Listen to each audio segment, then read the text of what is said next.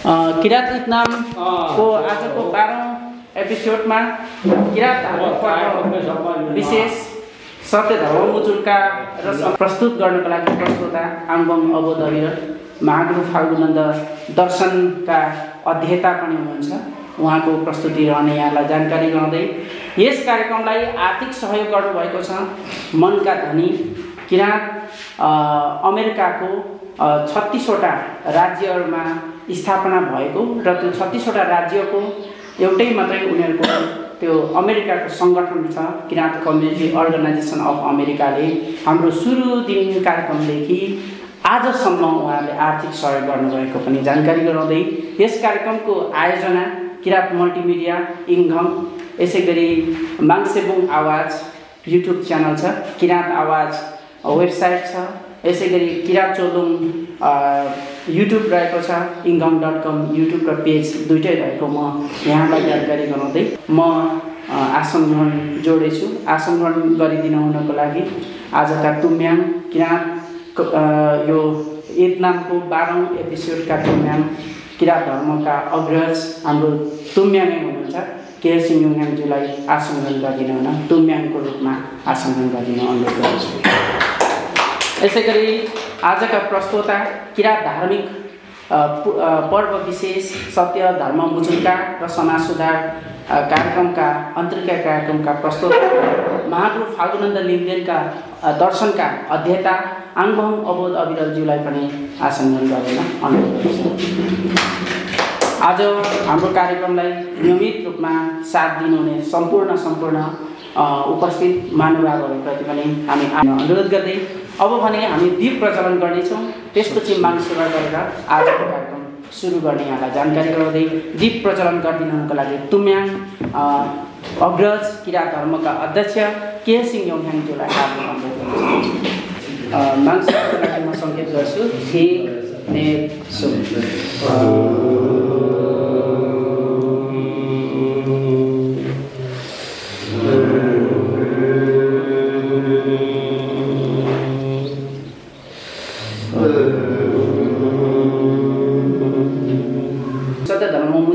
र समाज सुधार दिवस कार्यक्रमको अन्तर्क्रिया कार्यक्रमको आफ्नो प्रस्तुतिलाई प्रस्तुत गरिदिन हुनको लागि म आङबङ अबोध अविरलज्यूलाई हार्दिक अनुरोध गर्दै सबैभन्दा पहिले यहाँलाई म सेवा र अभिवादन गर्न चाहन्छु। र आजको शीर्षक रहेको छ सत्य धर्म मुचुल्का र समाज सुधार भन्ने छ। यो तस्बिरमा हामीले देख्न सक्छौँ। मैले यतापट्टिको साइडमा यो सत्य धर्म मुचुल्काको एउटा फोटो राखेको छु र यता गुरु फाल्गुनन्दको फोटो रहेको छ। अब यो चाहिँ स्क्यान कपी हो, सत्य धर्म मुचुल्काको स्क्यान कपी हो र यो हामीले दृश्यमा देख्छौँ। मेरो प्रस्तुतिमा सत्य धर्म मुचुल्का के हो र त्यस पछाडि समाज सुधार चाहिँ के हो भन्ने बारेमा मेरो प्रस्तुति रहेको छ। र त्यस पछाडि चाहिँ यो सत्य धर्म मुचुल्कालाई बेस बनाएर हेर्दाखेरि चाहिँ त्यसले समाज सुधारको कसरी गर्छ त, समाज सुधारको दिशामा त्यो कसरी अघि बढेको छ अथवा चाहिँ समाज सुधारको कस्तो परिकल्पना गरेको छ भन्ने बारेमा कुरा गर्न चाहन्छु। खास गरेर किरात धर्मावलम्बीहरूले सत्य धर्म मुचुल्का लेखिएको दिनलाई स्मरण गर्दै एउटा समाज सुधार दिवसको रूपमा मान्दै आएको छ। र किरात धर्मावलम्बीहरूले यो किन माने त, के कसरी कुन हिसाबले चाहिँ यो एउटा समाज सुधारको निम्ति भएको काम हो भन्ने बारेमा चाहिँ म आफ्नो प्रस्तुतिहरू राख्न चाहन्छु। र यो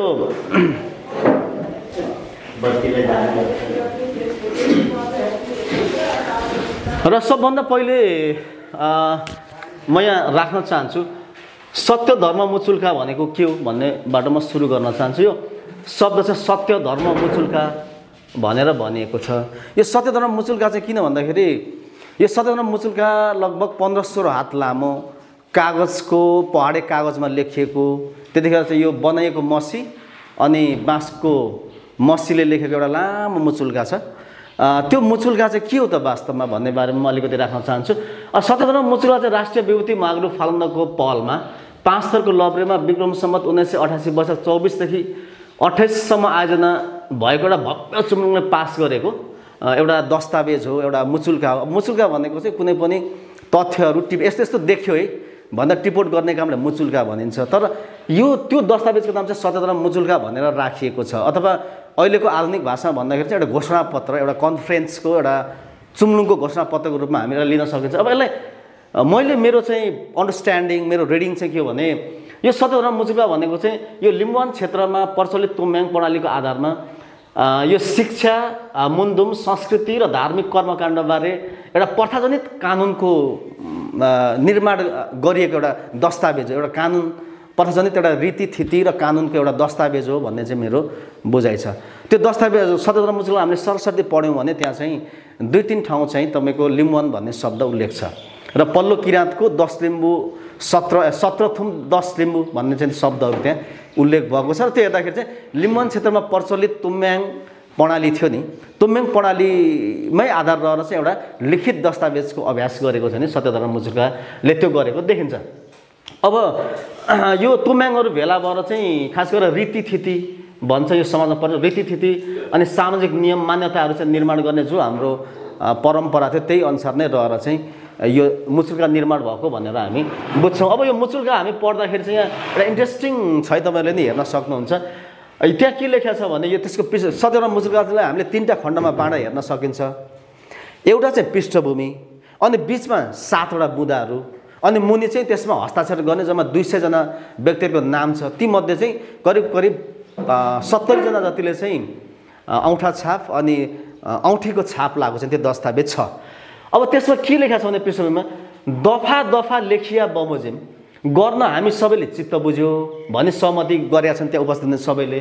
अनि तपसिलका दफा दफा लेखिया बमोजिम गरौँला सो गतमा नरही जसले लङ्घन गरौँला त्यसलाई यही सत्यधर्म मुचुल्काकोमा उजुर गरी अदल नागी काम गरे बापत सजाय गराउनु भन्ने कुरा चाहिँ त्यो सत्यधर्म मुचुल्का पृष्ठभूमिको अन्तिम प्याराग्राफमा अन्तिममा लेखेको छ। त्यसको अर्थ चाहिँ यो एउटा कानुन निर्माण गर्ने प्रयास थियो हैन, तुम्याङहरू बसेर कानुन बनाउने थिति बनाउने जुन चलन थियो नि त्यसकै बेसमा चाहिँ एउटा यो तुम्याङ न्याय प्रणालीमा आधारित एउटा सामाजिक प्रथाजनित कानुनको निर्माण गरेको थियो भन्ने चाहिँ यो भाषाले चाहिँ त्यो पुष्टि गर्छ भन्ने मेरो बुझाइ हो।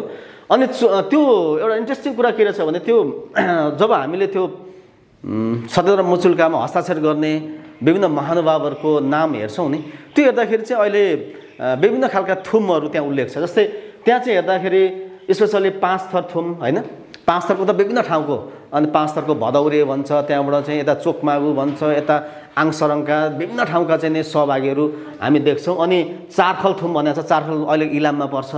अनि 24 भनेको धनकुटा भयो अहिलेको धनकुटा जिल्लामा। अनि फेदाप भनेको तेर्थुमको 8 भनेको यो उतापट्टि तेर्थुम पनि अनि ताप्लेजुङको पनि देखिन्छ। अनि याङरुप भन्ने चाहिँ याङरुप चाहिँ ताप्लेजुङकोलाई चाहिँ याङरुप भनेको छ। अनि 5 थरको चाहिँ याङवरक भनेर यसरी चाहिँ उल्लेख गरेर यस्ता विभिन्न थुमहरूबाट चाहिँ सुब्बाहरू, त्यहाँ सुब्बाहरूको चाहिँ नामै सुब्बा भनेर लेखेको छ। अनि त्यसै गरी नाम सुब्बा भनेर लेखेको छ। अनि अरूको चाहिँ नाम सामान्य रूपमा चाहिँ उल्लेख गरेर यसरी गरिएको छ।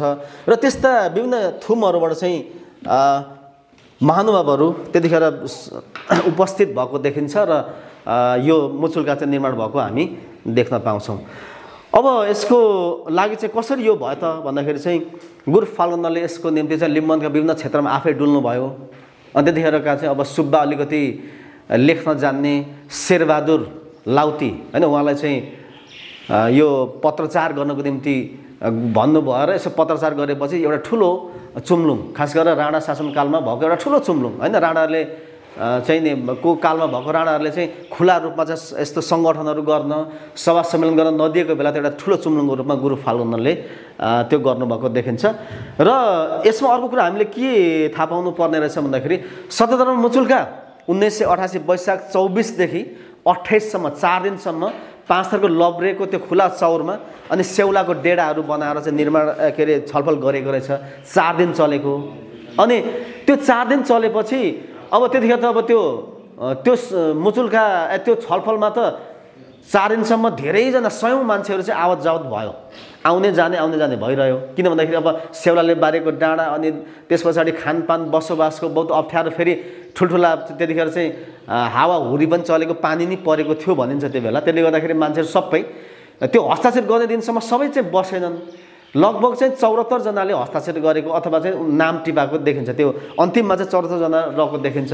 तर समग्रमा चाहिँ धेरै 100औं मान्छे त्यो सम्मेलनमा त्यो चुम्लुङमा सहभागी भएको भन्ने चाहिँ त्यहाँबाट मेरो अध्ययनले पाएको छ। अर्को कुरा र यो 1990 र 1991 सालको माघ 16 गतेसम्म पनि मान्छेहरू आएर पछि सम्मेलनमा सहभागी भएको, चुम्लुङमा सहभागी भएको, तर हस्ताक्षर गर्न छुटेका मान्छेहरूले पछि पनि गएर हस्ताक्षर गरेको देखिन्छ। यसरी हेर्दाखेरि सत्यधर्म मुचुल्कामा सुरुमा हस्ताक्षर गर्ने करिब 6 दर्जन अथवा 74 जना जस्तोको नाम देखिन्छ भने पछिबाट आउने गरी जम्मा 194 अथवा 200 को हाराहारीमा चाहिँ विभिन्न थुम्का सुब्बाहरूले अन्य मानवहरूले सत्यधर्म मुचुल्कामा हस्ताक्षर गरेको हामी योबाट पाउँछौँ। र यसमा इन्ट्रेस्टिङ कुरा चाहिँ औँठा छाप पनि लगाइएको छ, अनि हस्ताक्षरको रूपमा औँठा छाप लगाइएको छ, सही छाप गरेको छ। अनि अर्को चाहिँ औँठीको छाप रहेछ। त्यो बेला चाहिँ सुब्बाहरूले अनि अमाली सुब्बाहरूले चाहिँ औँठीको छाप लाउने गरिन्थ्यो भनेर चाहिँ मैले पछिबाट अध्ययनको क्रममा पाएँ र गुरुजीले त्यो भन्नुभयो। अनि इन्ट्रेस्टिङ कुरा त्यो रहेछ। त्यसमा हामीले हेऱ्यौँ भने धेरै 35-36 जनाले चाहिँ औँठीको छाप लगाएको चाहिँ हामी त्यहाँ देख्छौँ। त्यो हिसाबले चाहिँ कतिजना सुब्बा थिए र कति सर्वसाधारण थिए भन्ने कुरा हामीले त्यहाँबाट चाहिँ अध्ययन गर्न पाउँछौँ। अब यसमा अब त्यो सत्यधर्म मुचुल्का निर्माण गर्यो। अब त्यो सत्यधर्म मुचुल्कालाई चाहिँ निर्माण गरिसके पछाडि मुचुल्का उठाइयो, लेखियो। अनि त्यो दिन अथवा त्यसले गरेको जो कार्यदिशा एउटा दिएको थियो सत्यधर्म मुचुल्का, त्यसलाई चाहिँ त्यसकै आधार बनाएर चाहिँ समाज सुधार गुरु फाल्गुनले त्यसलाई समाज सुधारको पहल गर्नुभएको भनेर चाहिँ लियो र राज्यले पनि उहाँलाई समाज सुधारको रूपमा राष्ट्र विविधको रूपमा अहिले मान्यता दिएको छ र किराँत धर्मावलम्बीहरूले समाज सुधारको दिवसको दिनमा पनि मान्दै गरेको छ। त्यसो भने समाज सुधार चाहिँ के रहेछ त भन्ने बारेमा मैले यहाँ छोटो एउटा अध्ययन गरेको छु। अब यो नेपालको एउटा प्रज्ञा नेपाली वृहत शब्दकोश भन्ने शब्दकोशले चाहिँ समाज सुधार के हो त, सबभन्दा पहिले समाज चाहिँ के हो भनेर भन्दो रहेछ भने एउटै रहनसहन, व्यवस्था, धर्म आदि अँगाल्ने र एकै स्थानमा बसोबास गर्ने मानिसको समूह चाहिँ समाज हो भन्छ। त्यसो भने त्यस्तो समाजलाई सुधार गर्ने चाहिँ के हो त, समाज सुधार चाहिँ के हो भन्दाखेरि उसले एउटा परिभाषित गरेको छ त्यो शब्दकोशले। समाजलाई आवश्यकता अनुसार परिस्थितिबाट अघि बढाउँदै लैजाने काम, समाजको विकासमा बाधक तत्त्वबाट बच्ने काम चाहिँ सुधार हो भनेर भनेको छ। अब हामीले यहाँ समाज सुधारको बारेमा कुरा गर्दाखेरि चाहिँ अब धेरैले सोसियल नेटवर्कमा अन्य कुराहरूमा म आफूलाई पनि धेरैले चाहिँ कम्प्लेन गरेको पाउँछु हैन। के लिम्बू समुदाय अथवा चाहिँ किराँत समुदाय बिग्रिया थियो, के बिग्रिया थियो र सुधार्नु पर्यो भन्ने हिसाबले चाहिँ धेरैले प्रश्न गरेको पाएँ सञ्जालमा र अन्यमा पनि। तर के रहेछ त्यसो भने के रहेछ त समाज सुधार भन्दाखेरि अब हाम्रो चाहिँ के अन्डरस्ट्यान्डिङ रहेछ भने अब हाम्रो समाज चाहिँ विकृति विसङ्गता चुर्लुममा डुबेको थियो, त्यहाँबाट त्यसलाई उकास्न गुरुले भन्ने खालको भाष्य निर्माण भयो। तर वास्तवमा त्योभन्दा मेरो अन्डरस्ट्यान्डिङ चाहिँ के हो त भन्दाखेरि समाज सुधार भनेको चाहिँ के हो त भन्दाखेरि समाजलाई अघि बढ्न नदिने, समाजलाई यथास्थितिमा राखिरहने, त्यहाँबाट चाहिँ अघि बढ्नु, यथास्थिति समाज जहाँ छ त्यहाँबाट अघि बढ्ने र समाजलाई अघि बढ्न नदिने तत्त्वहरूबाट बच्ने काम चाहिँ समाज सुधार हो भनेर चाहिँ शब्दकोशले भनेको पाइयो। त्यो हिसाबले हेर्दाखेरि त्यतिखेरको तत्कालीन समाजबाट अघि बढाउने र तत्कालीन समाजलाई अघि बढ्न विकास हुन नदिनको निम्ति जस्ता तत्त्वहरू थिए नि त्यस्ता तत्त्वहरूबाट बचाउनुपर्छ भन्ने दिशामा चाहिँ सत्यधर्म मुचुल्काले चाहिँ कसरी के अरे यसले चाहिँ कार्यदिशा दिएको छ भन्ने बारेमा मैले आज मेरो अध्ययनलाई केन्द्रित गरेको छु।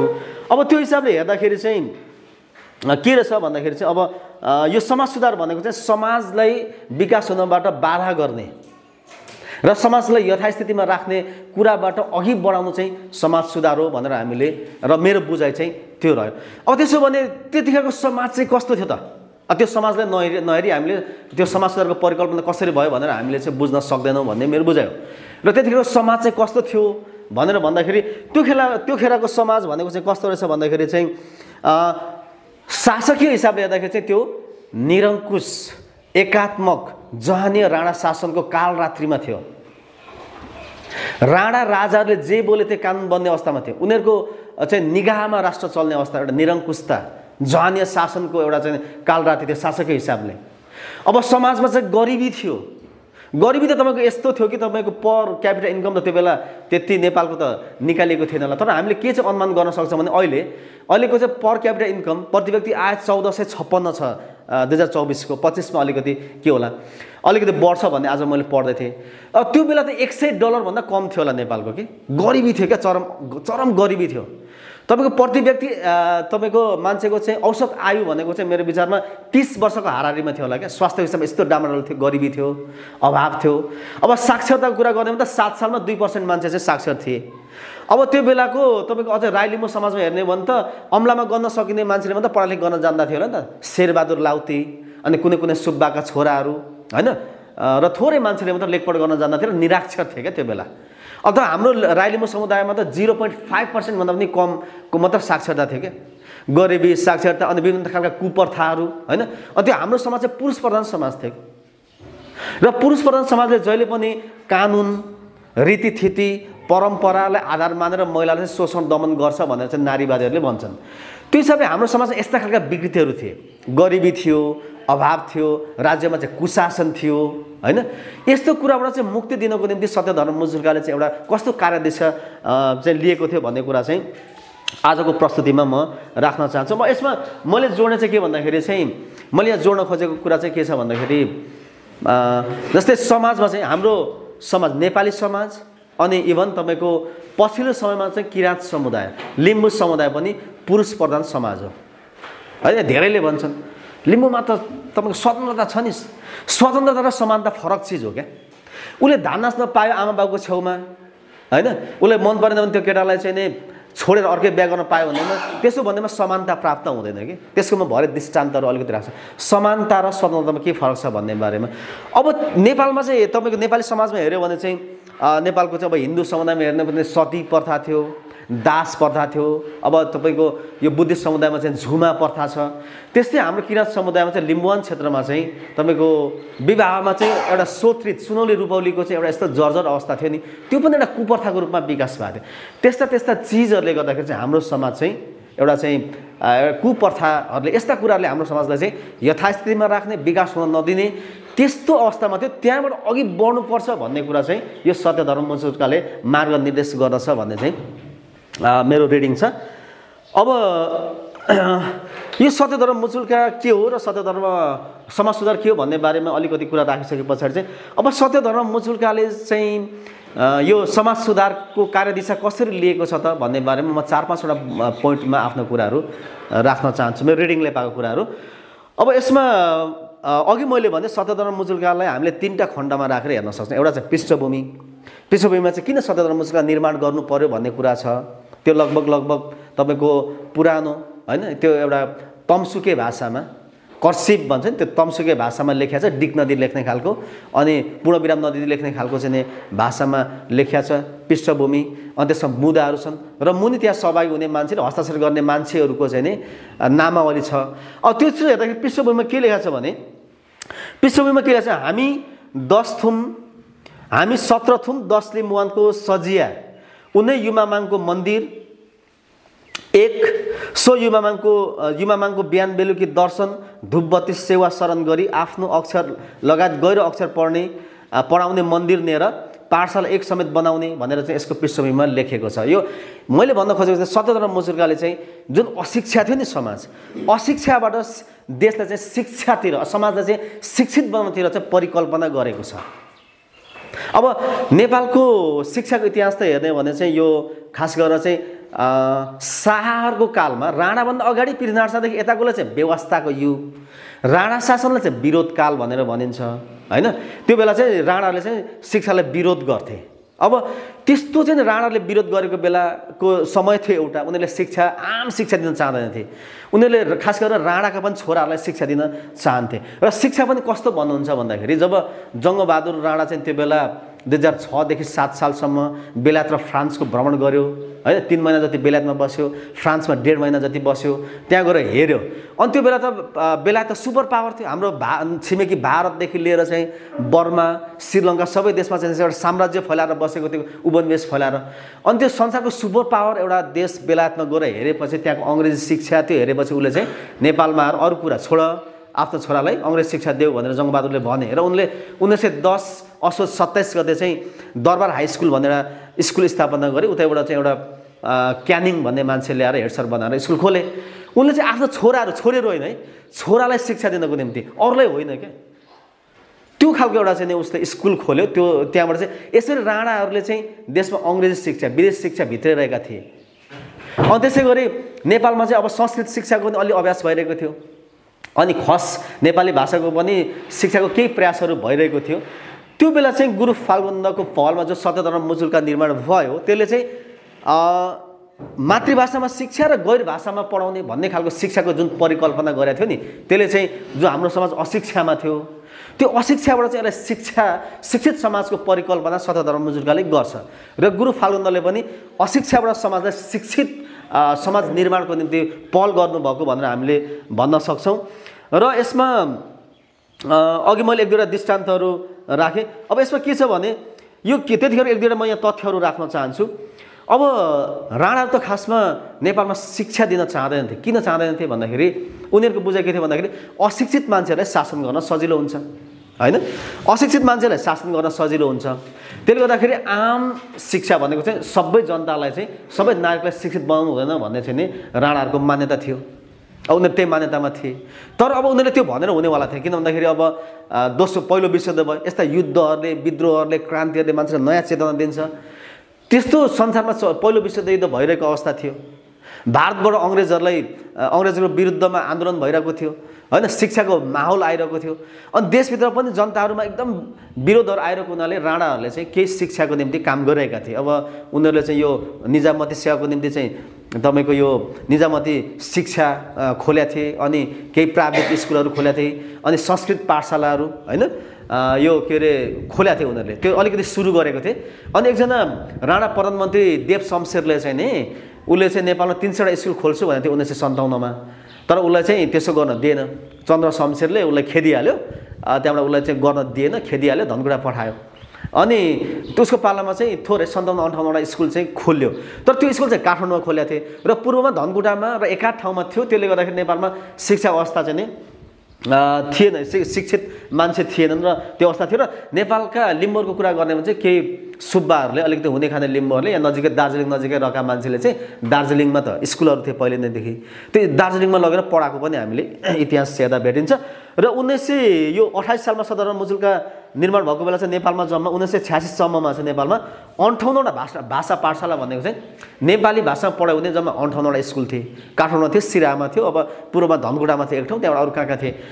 अनि संस्कृतको 9वटा अनि आयुर्वेद स्कुल एउटा र 108वटा जति अङ्ग्रेजी पाठशाला। त्यतिखेर चाहिँ इङ्ग्लिस स्कुलहरू चाहिँ खोल्ने चलन थियो र त्यो त्यतिवटा मात्रै स्कुल थिए 1928 सालमा। त्यो बेला चाहिँ गुरु फाल्गुन्दले चाहिँ अब त्यतिखेर नेपाली भाषाको स्कुल खोलेको थिएन, खोल्न दिन्थे राणाहरूले। त्यो त राणाहरूले आफ्नो निगाह उनीहरूले चाहिँ जनताले उपहार स्वरूप चाहिँ स्कुल खोलिदिन्थे कि उपहार, उनीहरूलाई चाहिँ जनताले विद्रोह गर्छन् भनेर यसो उनीहरूले चाहिँ उपहार स्वरूप चाहिँ खोलिदिन्थे कि। त्यस्तो बेलामा गुरु फाल्गुन चाहिँ मातृभाषामा शिक्षा, हेर्नु त मातृभाषामा शिक्षा दिनुपर्छ भनेर चाहिँ जो एउटा पहल गर्नुभयो, मुचुल्कामा लेखाउनु भयो, यहाँका सबैले मनका थुम प्रमुखहरूलाई भेला गरेर लु अब हामीले मातृभाषा शिक्षाको त्यो पनि सजिया सबैले चन्दा उठाएर त्यहाँ लेखेको छ कि त्यो सदर मुचुल्कामा लेखेको छ सबैले चन्दा उठाएर खोल्नुपर्छ, राज्यको लगानी पनि होइन, आफूले पहल गर्नुपर्छ भने जो एउटा चिज उहाँले गर्नुभयो नि त्यो चाहिँ अशिक्षाबाट समाजलाई शिक्षित समाजको परिकल्पना चाहिँ उहाँले गर्नुभएको भन्ने चाहिँ नि मेरो रिडिङ छ। अब पछिल्लो समयमा त के छ भने अहिले त नेपालको संविधानको धारा 31मा नै यो मातृभाषामा शिक्षा लिन पाउने भन्ने कुरा छ। अनि त्यस पछाडि धारा 34मा पनि यो भाषा तथा सांस्कृतिक अधिकारको कुरा छ। अहिलेको सबै नेपालका शिक्षा ऐनमा पनि यो मातृभाषा शिक्षा पाउने व्यवस्था छ। र नेपालले चाहिँ यो गरेको विभिन्न खालका अन्तर्राष्ट्रिय एजुकेसन फर अल भन्ने अन्तर्राष्ट्रिय जुन फोरमहरूमा गएर चाहिँ उसले त्यहाँ गरेकोमा चाहिँ मातृभाषामा शिक्षा दिन्छु भन्छ नेपालले चाहिँ अन्तर्राष्ट्रिय फोरमहरूमा गएर चाहिँ हस्ताक्षर गरेको छ। उसले मातृभाषाको निम्ति चाहिँ काम गरिरहेको छ। अब र अहिले चाहिँ अर्को कुरा इन्ट्रेस्टिङ कुरा के छ भने यो मातृभाषामा शिक्षा दियो भने चाहिँ सिकाइ चाहिँ उपलब्धिमूलक हुन्छ, सिकाइ राम्रो हुन्छ, सिकाइ चाहिँ एकदमै राम्रो हुन्छ र विद्यार्थीले राम्रो सिक्छ भनेर आज चाहिँ संसारभरिका विद्वानहरूले शिक्षा शास्त्रीहरूले भनेका छन्। अब आज मान्छेले त्यो निष्कर्ष निकालेको कुरा चाहिँ गुरु फाल्गुनले आजभन्दा 100 वर्ष अगाडि नै सोच्नु भएको थियो। मातृभाषामा शिक्षा होइन अनि समाजलाई शिक्षित बनाउनुपर्छ, समाजलाई शिक्षित बनायो भने चाहिँ गरिबीबाट अशिक्षाबाट अविकासबाट समाज उभो जान्छ भन्ने परिकल्पना गुरु फाल्गुनले गर्नुभएको थियो र सत्यधर्म मुचुल्काले त्यो गरेको छ भन्ने मेरो एउटा रिडिङ हो।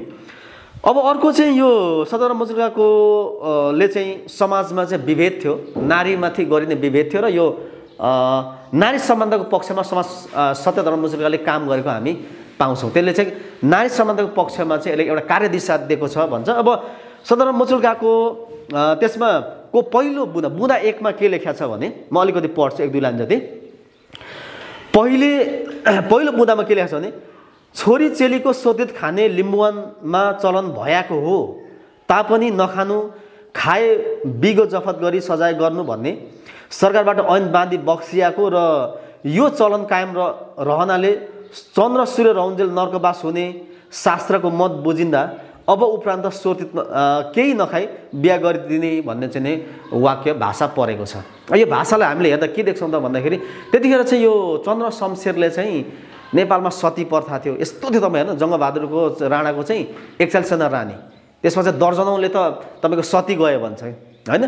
अनि सती जाने त्यो चलन थियो, अनि महिलालाई प्रताडित गर्ने क्या, श्रीमान छिटै मर्यो भने श्रीमानसँगै जलेर मर्नुपर्ने त्यस्तो पराकाष्ठा कुप्रथा त्यसले हटाए चन्द्र शमशेरले 1977 मा होइन। त्यसै गरी दास प्रथाको उन्मूलन 1982 मा भयो। त्यस्तो कुराहरू चाहिँ राणाहरूले पनि के सुधारको कामहरू चाहिँ केही गरिरहेको थिए। त्यस्तो बेला चाहिँ अब यो आएको थियो। अब नेपालमा को पनि हाम्रो लिम्बुवान क्षेत्रमा चाहिँ यो सुनौली रूप लिने, सोत्रित लिने चलन थियो। त्यसले एउटा कुप्रथाको रूपमा थियो, हुन त राम्रै रूपमा सुरु भएको होला, त्यो पछि कुप्रथाको रूपमा विकास भयो। र मैले चाहिँ यो मेरो थेसिस गरेँ, अनि मैले धेरै ठाउँ यो बारेमा बोल्दाखेरि चाहिँ मान्छेले के भन्छन् भने कहाँ लिम्बूमा त कहाँ छोरीचेलीलाई विभेद गर्छ, छोरीचेलीको सोतित खानु भनेको त लिम्बूको स्पेसियल प्र्याक्टिस हो नि, यो भनेको त स्पेसियल प्र्याक्टिस हो, कहाँ विभेद हो। यो त अर्को भोलि चाहिँ आफ्नो छोरीलाई अर्काले हेला हिमेत गर्छ भनेर चाहिँ अगाडि लिएको पो त उसको लागि त त्यो ज्वाइँको लागि चाहिँ एउटा चाहिँ ग्यारेन्टी गरेको, इकोनोमिक ग्यारेन्टी जस्तो भन्ने खालको हिसाबले तर्क गर्छन् केही संस्कृतिमा जोड गर्ने। तर मेरो रिडिङले त्यो भन्थ्यो। यसलाई हामीले जब प्योर एउटा नारीवादी दृष्टिकोणले हेर्छौँ नि, यसलाई हामीले शुद्ध एउटा नारीवादी दृष्टिकोणले हेऱ्यो भने के हुन्छ भने एकजना नारीवादी लेखेका छन्, सिमोन दी बिभू भन्ने लेखेका छिन्। यो चाहिँ विश्वमै एकदमै चर्चित एउटा फ्रान्सेली नारीवादी लेखेका हुन्। उनले के भन्छन् भन्दाखेरि उनले यो द सेकेन्ड सेक्स भन्ने पुस्तक लेखेका छन्। त्यो उनको त्यो पुस्तक चाहिँ संसारका धेरै विश्वविद्यालयमा पढाइ हुन्छ र संसारभरि नारीवादी क्षेत्रमा चाहिँ नारीवादी आन्दोलनमा त्यो बुकको धेरै ठुलो महत्त्व छ। र उनले चाहिँ इन्ट्रेस्टिङ कुरा के लेख्छन् भन्ने उनले आफ्नो पुस्तकमा के गर्छ अरे भन्दाखेरि जस्तै विवाहको माध्यमबाट महिलालाई पुरुषको दास बनाउने वैधानिकता प्रदान गर्ने दाबी गर्छ सिमोन दी बिभूले। उनले छोरीको विवाहको पछि श्रीमानको थर, धर्म, वर्ग पुरुषको अर्धाङ्गिनीको रूपमा बनाइन्छ, छोरालाई जग्गा जमिनको मालिक, जात, थर, वंशको उत्तराधिकारी भन्छ, छोरी मान्छेलाई चाहिँ त्यो सबै गुम्छ र ऊ चाहिँ दोस्रो नारीको रूपमा चाहिँ बनाइन्छ। अब त्यो हिसाबले हेर्दाखेरि अब हाम्रो यो सोत्रित, अब छोरी चेलीलाई चाहिँ छोरा बराबर चाहिँ अंश दिनुपर्ने, अनि आफ्नो थरको नाम दिनुपर्ने, सम्पत्ति दिनुपर्ने, पढाउनु पर्ने कुरामा चाहिँ अझ उसलाई चाहिँ ब्यागमा चाहिँ यति सुन, यति चाँदी, यति भन्ने छ। अब याक्थुङ थिम भन्ने एउटा तपाईँले हेर्नुभयो भने इमान्से जेमनले लेख्नु भएको छ, कलेक्सन गर्नुभएको छ। तपाईँको सुनौली कति, सुब्बालाई कति पैसा दिने, सुब्बाको निम्ति कति, बाउलाई पाचा कति, माचा, सुब्बाचा भनेर यसरी चाहिँ याक्थुङ थिममा चाहिँ तोकेर यति बिहामा चाहिँ लिने भनेर चाहिँ लेखेको छ। अब छोरीलाई अंश दिनुपर्ने, सम्म दिनुपर्नेमा चाहिँ उसलाई बिहा पनि नगरिदिने होइन, बिहा पनि नगरिदिने, छोरालाई बिहा गरिदिने, छोरीलाई चाहिँ नगरिदिने, अझ उबाट चाहिँ सुन चाँदीहरू ल्याउने भन्ने कुरा चाहिँ लिने भन्ने कुरा चाहिँ त्यो भनेको चाहिँ टोटल्ली विभेद हो नारीवाद दृष्टिकोणले। अब यो हामीले चाहिँ कतिपय लिम्बू साथीहरूले अब यो त हाम्रो स्पेसल प्र्याक्टिस भने पनि नारीवाद दृष्टिकोण हेर्दाखेरि त्यो विभेद हो। अब बिहा गरेर चाहिँ श्रीमानको घरमा जाने कुरा नै विभेद हो भने झन् बिहामा त अब त्यो बिहा पनि कसरी हुन्छ भन्दाखेरि दुईवटा पुरुष बिचमा चाहिँ हुन्छ, यता ससुरा उतापट्टि ज्वाइँ, अनि उतापट्टि चाहिँ ज्वाइँ र ससुरा बिचमा चाहिँ त्यहाँ चाहिँ बार्गेनिङ हुन्छ। अनि अब के भन्छ त भन्दाखेरि यसरी आउँछ, अनि यति तोला सुन, यति तोला ल्याउनु पर्यो भन्छ, अनि त्यो नल्याउँदाखेरि छोरी नदिने भन्छ, अनि ल्याएपछि दिने हुन्छ। अब यसले चाहिँ यसको ड्रब्याक चाहिँ समाजमा, हाम्रो समाजमा यसले के गरौँ भन्ने कुरातिर अलिकति हामीले हेर्नुपर्छ जस्तो लाग्छ। अब त्यो 1988 सालतिर ताका चाहिँ हाम्रो समाज चाहिँ एकदमै तपाईँको के थियो त भन्दाखेरि चाहिँ तपाईँको कृषिमा आधारित थियो, जमिनमा आधारित थियो होइन। सबै हाम्रो अर्थतन्त्र के थियो त भन्दाखेरि टोटली कृषिमा आधारित थियो नि त, सबै मान्छेले कृषिमा निर्भर थिए। अब पल्टन जाने अलि चलन थियो, बाँकी त सबै कृषिमा जाने, व्यापार व्यवसाय पनि थिएन, अनि तपाईँको अन्य कुनै उद्योग धन्दा पनि थिएन। अनि मान्छेले चाहिँ जति पनि खेतीपाती उत्पादन गर्ने परम्परागत रूपमा, अनि त्यहीबाट फलेको त्यसैमा चाहिँ निर्भर हुनुपर्ने अवस्था थियो। अब त्यसरी अब जस्तै बिहा गर्नु जाँदाखेरि चाहिँ नि अब छोरीचेलीको नाममा चाहिँ अब ससुरालीलाई चाहिँ होइन अब सुन लानुपर्ने, पैसा लानुपर्ने भएपछि मान्छेले केही पल्टन जाने मान्छेहरूले अब पल्टन गएर पहिलो विश्वयुद्धमा चाहिँ धेरै पल्टन गए, पल्टनमा धेरै मान्छे मरे पनि के उता युद्धमा हराए, अनि राणाहरूले चाहिँ पठाउने आदिवासीहरूलाई अनि त्यहाँबाट चाहिँ उनीहरूले उपहार पाउँथे राणाहरूले पैसा पाउँथे तर यहाँबाट जाने युद्धमा मरेको त कतिको डेटै छैन कति अङ्गभङ्ग भएर आउँथे त्यस्तो अवस्थामा समाजमा त्यो अवस्था थियो कोही मान्छे पल्टनबाट फर्केर आउने मान्छे केही पैसा लिएर आउँथे तर अरूको त अवस्था के थियो भन्दाखेरि बिहा गर्दाखेरि सुन लानु पर्यो भने जग्गा धौडी राख्ने हैन अनि त्यस पछाडि चाहिँ जग्गै बेच्नुपर्ने अवस्था थियो के त्यसले गर्दाखेरि बिस्तारै मान्छेहरू चाहिँ त्यो त्यस्तो खालको सोत्रितले चाहिँ हाम्रो मान्छेलाई भू मालिकबाट भू दासतिर अनि जब त्यो ज्वाइँलेतिर लान्छ तर भोलि चाहिँ त्यो ज्वाइँले त्यो जब त्यो सुनौली रूपले तिर्दाखेरि चाहिँ जग्गा बेच्छ नि जग्गा बेचे पछाडि त त्यो भोलि त ज्वाइँसँग बसेर छोरीले खाने गर्दाखेरि त्यो छोरी ज्वाइँले चाहिँ जग्गा बिन क्या भू मालिकबाट भूदास बनाउने चाहिँ जो हाम्रो एउटा परम्पराको रूपमा चाहिँ अथवा चाहिँ यो एउटा खेतीको रूपमा चाहिँ यो सुनौली रूपौली आएको थियो यसलाई कुप्रथाको रूपमा विकास भइसकेको थियो कि यसलाई जति डिफेन्ड गरेर हाम्रो स्पेसल प्र्याक्टिस हो भनेर भने पनि त्यो बेलाको चाहिँ के त भन्दा त्यसले चाहिँ त्यो एउटा नराम्रो कुप्रथाको रूपमा विकास भएको थियो अनि यदि चाहिँ छोरीले चाहिँ आफै मेलाबाट गयो हैन मेलाबाट गयो बिहा गरेर गयो ज्वाइँ छानेर अनि उसले फर्केर आउँदाखेरि चाहिँ ज्वाइँसँग चाहिँ उनीहरूले बाउ आमाले माइतीले मागेको जति चाहिँ पैसा दिन सकेन सुन ल्याउन सकेन भने छोरीलाई जुन हेला हिमेत गर्ने ज्वाइँलाई गर्ने त्यो त थियो समुदायमा त्यसले चाहिँ त्यो एउटा कुप्रथाको रूपमा विकास भएको थियो र अब यो स्वतन्त्र मुजुरा चाहिँ के गर्छ भन्दाखेरि अब नारीलाई चाहिँ हैन अब छोरीलाई चाहिँ के त भन्दाखेरि छोरीलाई अब त्यसरी विभेद गर्ने त्यसलाई बार्गेनिङ गर्ने के अब यसलाई चाहिँ एउटा सामान बेच्ने एउटा कमोडिटी के जस्तै अब ज्वाइँ मेरो छोरीलाई बिहा गर्छस् भने यति तोला सुनले यति हजार पैसाले भनेको त त्यो त बिक्रीको सामान जस्तो भयो नि एउटा पसलेले यसको दाम कति हो भन्दाखेरि यति हो भने जस्तो त्यो एउटा कमोडिटी के एउटा वस्तुकरण छोरीलाई छोरी होइन क्या मान्छे होइन क्या एउटा वस्तु जस्तो क्या वस्तुकरण अनि छोरीले अर्कोतिर बिहा गरेको भने फेरि जारीमा फेरि त्यहाँ बार्गेनिङ हुन्छ हैन त्यो सबै चिजले हेर्दाखेरि महिलालाई चाहिँ सेकेन्ड सेक्स क्या दोस्रो दर्जाको नारीको रूपमा चाहिँ जो सत्यधर्म के अरे हाम्रो चाहिँ सोत्रितले सुनौली रूपले त्यो स्थापित गरिरहेको थियो त्यहाँबाट चाहिँ समाजलाई अघि लैजानुपर्छ समानतातिर लैजानुपर्छ र छोराछोरी दुइटालाई शिक्षा दिनुपर्छ हैन दुइटालाई अंश दिनुपर्छ भन्ने कुरा चाहिँ एकदमै धेरै बहसमा चलेको चाहिँ विषय थियो अब त्यसमा यो सत्यधर्म मुजुर्गामा नलेखिएको टिप्पणीमा नलेखिएको तर 4 दिनसम्म धेरै नै छलफल भएको विषय चाहिँ छोरीलाई पनि छोरा समान चाहिँ अंश दिनुपर्छ भन्ने चाहिँ भएको थियो भनेर चाहिँ पाएको छ त्यो हिसाबले चाहिँ अब यो नारी समानताको पक्षमा चाहिँ सत्यधर्म मुजुर्गा थियो र भन्ने कुरा चाहिँ हामीले चाहिँ भन्न सक्छौँ र मेरो निष्कर्ष चाहिँ थियो सत्यधर्म मुजुर्गा चाहिँ नारी समानताको पक्षमा थियो भन्ने मेरो चाहिँ स्ट्यान्ड हो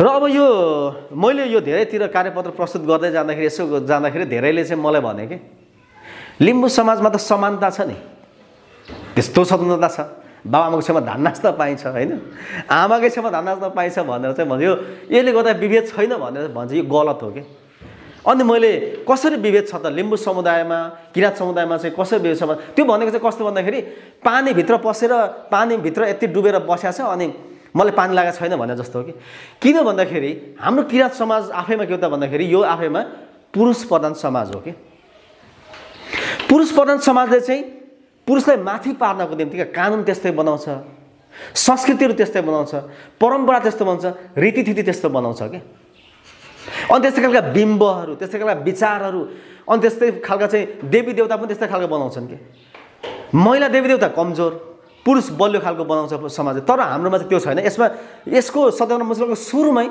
युमा माग भनेछ के युमा मागलाई चाहिँ सबैभन्दा शक्तिशाली मागको रूपमा स्थापित थियो त्यो हिसाबले पनि सत्यधर्म मुजुर्गा चाहिँ नारीको पक्षमा छ महिला प्रतिरूपको मागलाई चाहिँ यहाँ चाहिँ तपाईँको चाहिँ मुख्य देवताको रूपमा उभ्याएको छ नि त्यो हिसाबले पनि यो नारीको पक्षमा छ भनेर हामीले चाहिँ भन्न सक्छौँ अब यसमा के छ भने जस्तै लिम्बू समुदाय किराँत समुदायमा हुने केही नारीमाथि भएका विभेदहरू हामीले यसरी हेर्न सक्छौँ जस्तै हाम्रो समुदायमा चाहिँ वंश थाम्ने भनेर चाहिँ जस्तै छोरा बाउ र आमा हुन्छ अनि जस्तै बाउ चाहिँ मानौँ के अरे योङयाङ भयो आमा आङदेम्बे भयो भने छोराको थर के हुन्छ भन्दाखेरि योङयाङ हुन्छ किन योङयाङ भयो त भन्दाखेरि चाहिँ अथवा चाहिँ किन भयो त भन्दाखेरि छोरा छोरीको थर के हुन्छ त भन्दाखेरि बाउको थरबाट राखिन्छ आमाको थरबाट राखिँदैन नि त्यसको अर्थ चाहिँ छोरालाई वंश थाम्ने रूपमा लियो त्यो एउटा विभेदको नमुना हो अब अर्को कुरा चाहिँ सम्पत्ति पनि अहिले हेर्ने भने हाम्रो समुदायमा अब छोराछोरी सँगै जन्मिन्छन् छोराछोरी दुइटाले घरमा कति दुःख गर्छन् खेतीपाती गर्छन् बाबुआमालाई सघाउँछन् अनि छोरीले बिहा गरेर जाँदाखेरि त उसलाई त हामीले त अंश दिँदैनौँ बरु उतैबाट चाहिँ के अरे सुनौली रूपले लिने गर्छ अनि त्यो सबै सम्पत्तिको धनी को हुन्छ त छोरा हुन्छ क्या। अनि बिचरा नानी बोकेर आउँछ पछि दिदी बहिनी, अनि घरमा भएको बुहारीले उसलाई भात खान पनि दिन्छ नि। हिजो कति दुःख गरेको, घाँस दरा गरेको, घरमा त्यत्रो गरेर जोडेको सम्पत्तिमा उसको कुनै हक हुँदैन क्या। ऊ चाहिँ त्यहाँ चाहिँ के त भन्दाखेरि एक्जाइल भन्छ नि, यो उसले भन्छ एक्जाइल भन्छ, सिमोन दे बुवरले भन्छ एक्जाइल, निर्वासित हुन्छ क्या। अनि उसले घर छोडेर जान्छ, सम्पत्ति पनि पाएन, थर पनि पाएन, हेर्नु त थरै चेन्ज भएर जान्छ। अनि उताबाट श्रीमानले खेद्यो भने यता आएर माइतीको अब यता किराँत समुदायमा त अथवा माइतीमा आयो भने अलिकति हुन्छ, तर अन्यमा हेऱ्यो भने त माइतीमा आयो भने माइतीको थर पनि पाउने, उता श्रीमानको थर पनि पाउने। त्यही हिसाबले त महिला चाहिँ बिचमा एक्जाइल निर्वासित हुन्छ क्या, सुकुम्बासी हुन्छ भन्ने चाहिँ नि भन्छ। अब हाम्रोमा समुदायमा हेर्ने भने तपाईँको छोराको वंशको थर, हाम्रो थरहरू जम्मै बाउको जे थर छ त्यो लिन्छ, तर आमाको थरबाट त लिँदैन नि, त्यो एउटा विभेद। अर्को सम्पत्ति पनि दिँदैन, त्यो भयो।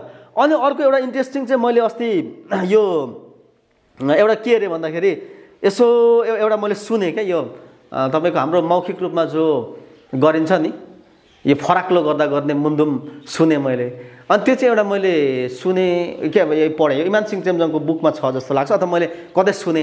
त्यहाँ मलाई इन्ट्रेस्टिङ के सुने भने तपाईँको त्यहाँ भन्दै भन्दै जाँदा अब जस्तै घरमा चाहिँ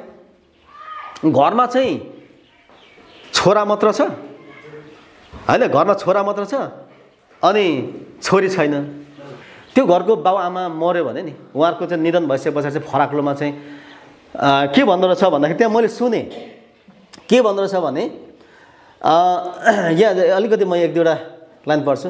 छोरा मात्र छन् भने फराक्लो खमा मुन्दुममा फेदाङमाले फल्नारे कुसा फल्नारे कोमेन्सा मासिङ भनेर भन्दो रहेछ है। फल्नाको छोरा फल्नाको नाति मृत्यु भयो, त्यसपछि लाले कुसा लाले तेरु, नामले कुसा नामले तेरु होइन, घामको छोरा घामले लग्यो, जुनको छोरा जुनले लग्यो, खुने कुसा यम्बिछा मेहो, उसको छोरा के अरे उसको चाहिँ छोरा मान्छे छैन है, उसको चाहिँ छोरा मान्छे पुरुष अथवा छोरा छैन होइन, छोरा छैन भनेर भन्दो रहेछ। नामले कुसा नामले तेरु, लाले कुसा खुने कुसा यम्बिछा मेहो होइन, यहाँ छ खुने कुसा यम्बिछा मेहो भन्दै फेदाङमाले फलाक्दै जान्छन्।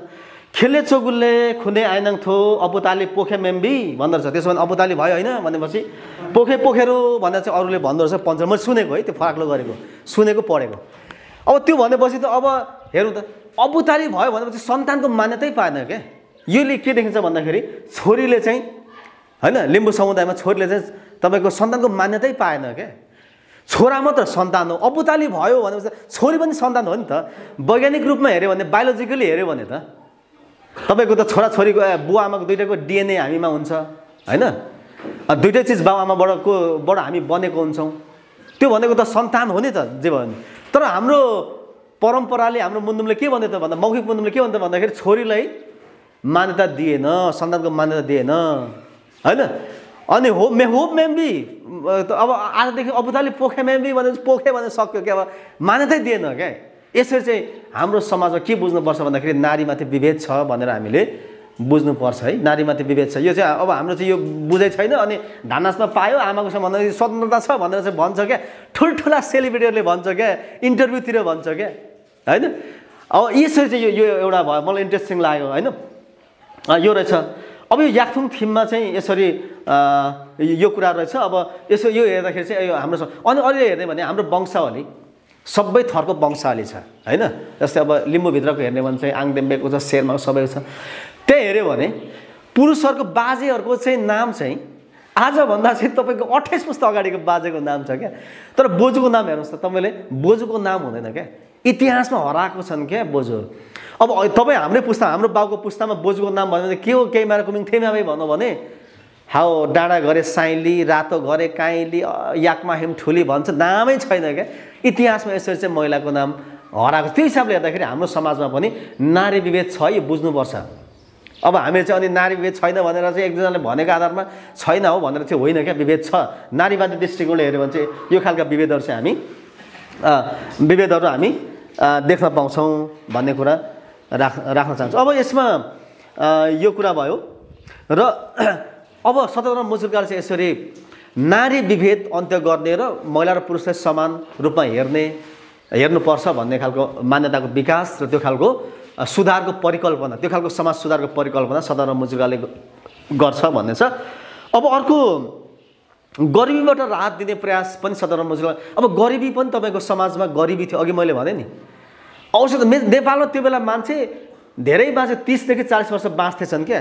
कोही मान्छे 100 वर्ष बाँच्थे। अनि अहिले मान्छेले के भन्छ भने उहिलेको मान्छे त 100 वर्ष बाँच्थे, अहिले त कति दिन बाँच्दैन भन्छ। त्यो गलत हो। 1-2 जना मान्छे बाँच्थे 100 वर्ष, तर अधिकांश मान्छे त थोरैमा मर्थे नि। जनगणनाको तथ्याङ्कहरूले त्यो भन्छ कि हिजो अस्ति 7 सालको तथ्याङ्क हेऱ्यो भने जम्मा 29 वर्ष 30-35 को हाराहारीमा छ क्या।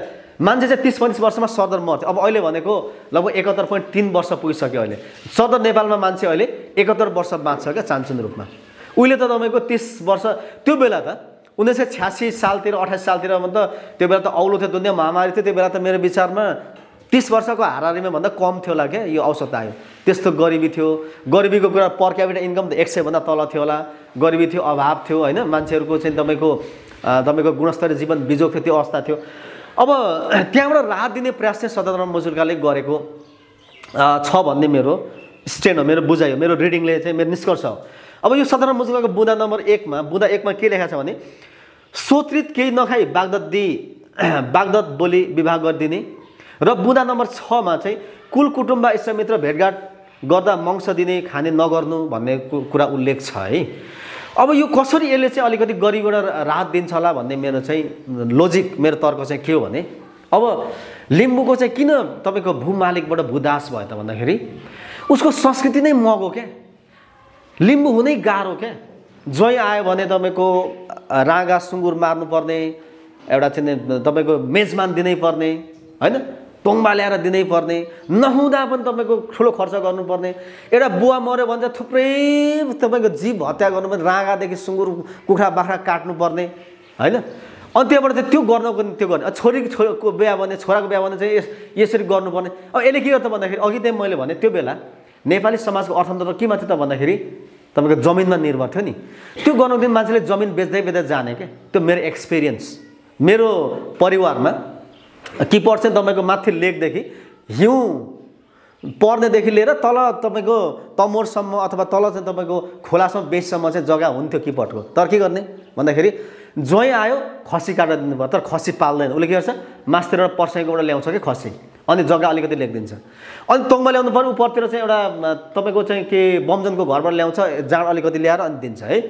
अनि फेरि तपाईँको के गर्नु पर्यो भन्दाखेरि यसो गर्छ। अनि भैँसी आमा मऱ्यो बाउ मऱ्यो, भैँसी 1-2 ल्याउनु पर्यो, ऊ माथिबाट तपाईँको पर्साइको घरबाट ल्याउँछ। अनि राम्रा जग्गा जमिन यसरी चाहिँ उनीहरूले गुमाउँदै गएको चाहिँ मेरै परिवारको अनुभव हो क्या, अर्को होइन क्या।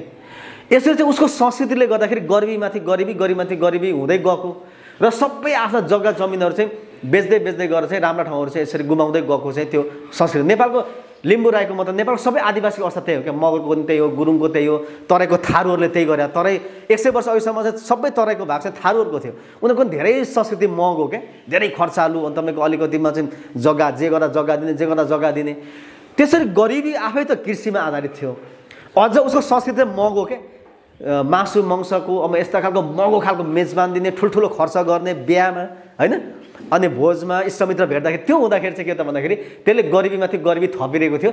त्यहाँबाट अलिकति पनि अलिक सस्तो खालको अनि यो खालको चाहिँ हामीले चाहिँ मासु मङ्सको चाहिँ तपाईँको के अरे मेजबान नदिनाले अलिकति गरिबीबाट राहत दिने जुन एउटा परिकल्पना गरेको थियो सदन। मेरो रिडिङ चाहिँ के हो यसले चाहिँ गरिबीबाट अलिकति राहत दिने चाहिँ परिकल्पना सदन मुजुलकाले गर्छ भन्ने मेरो बुझाइ हो। कि अब हामीले अहिले चाहिँ के त भन्दाखेरि अहिले चाहिँ मान्छेहरू कोरिया गएर पैसा कमाउँछन् होइन, अनि विदेशमा गएर पैसा कमाउँछन् 3-4 लाख, अनि त्यहाँबाट फेसबुकमा लेख्छन् क्या सोत्रित हाम्रो हो नि लाने हो भनेर चाहिँ अहिले भन्छन् कि।